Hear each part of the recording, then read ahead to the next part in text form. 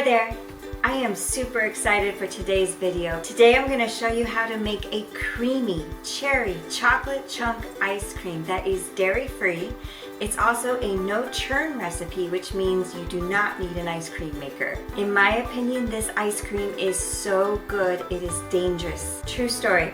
I told my husband that this ice cream cannot stay in the house. It has to go to the garage freezer because if it stays in the house, it is so good that my self-control just cannot handle it. I will sit down and eat the whole thing in one sitting, and I'm not joking.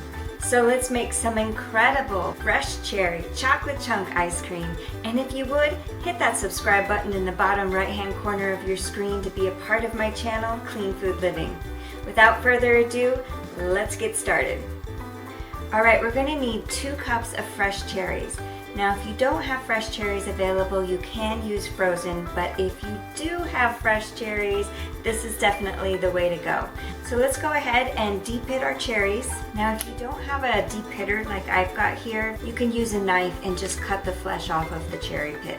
Alright, I've got my heaping 2 cups here, and we're just going to essentially put everything into the blender. Now with the cherries, we're only going to put about half of them in because we're going to save the remaining half to fold in later so that we've got chunky cherries in the ice cream as well with the chocolate chunks.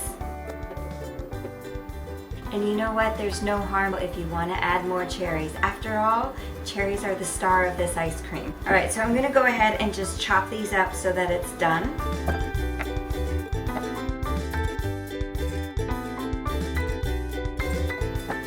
Alright, I'm going to just go ahead and transfer this onto a plate and set it aside for after the blending process. You're going to need 2 really ripe bananas. So the black is a good thing, and the more your banana looks like this, the sweeter and better it's going to be for this ice cream. Plop them into your blender.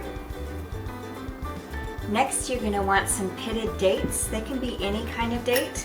And you're going to need about 3 to 5. It's really up to you on the flavor. They add a nice sweetness and a creaminess as well.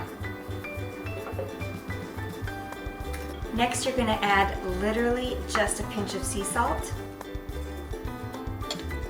Next, you're going to want to add 3 tablespoons of a syrup sweetener. I'm going to use some organic maple syrup, but you can also use raw honey or agave syrup. Yeah, personally, I think for this recipe, the maple syrup adds a really nice richness to the flavor. Next, you're going to want to add 1.5 cups of yogurt. Now I'm using this coconut yogurt here, but you can also use a rice yogurt, a cashew yogurt, almond yogurt, and if you don't have an issue with cow's milk, then you can use that type of yogurt as well. There's really no rules when it comes to cooking in the kitchen, and you just make it right for you.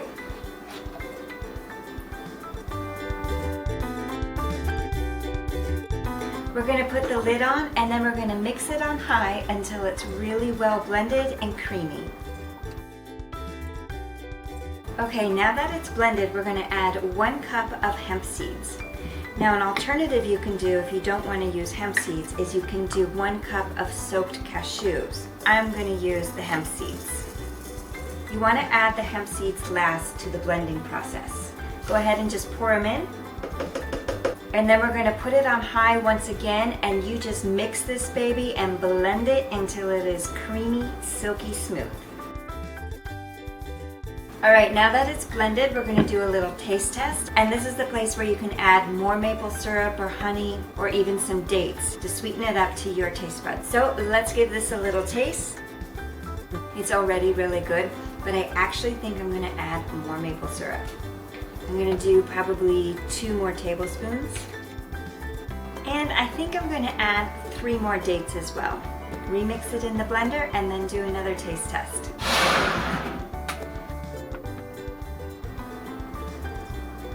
Now I'm going to set this aside for just a moment, and we're going to go ahead and chunk up our chocolate. You can use whatever type of chocolate you want. You can do a semi-sweet, a dark, a milk, whatever you want, whatever floats your boat. Just use your knife here and just cut it up. To me, I think the chunks work better than just pure shavings or chips.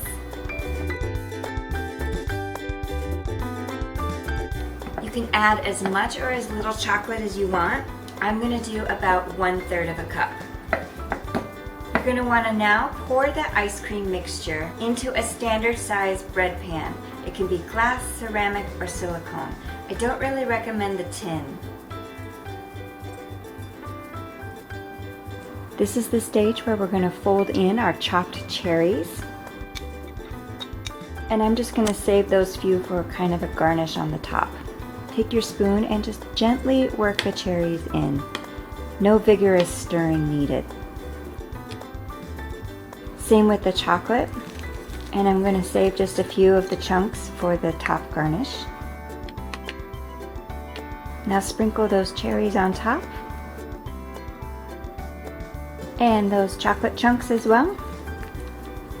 And now it's ready for the freezer. All right, you're gonna wanna put this in the freezer for 8 to 10 hours.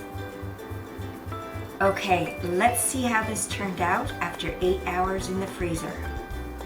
I love how it's scoopable and not rock hard. I can hardly wait for you to make this for yourself. You've got to tell me in the comments below if you think it's as incredibly delicious as I do. Check out this entire playlist I have of more dairy-free, nut-free, gluten-free recipes. I've also got these videos down here for you to check out, and hit that subscribe button. Then ding the bell to be notified each time I upload a new video. And share this video with another cherry lover. I'll see you next time. Bye.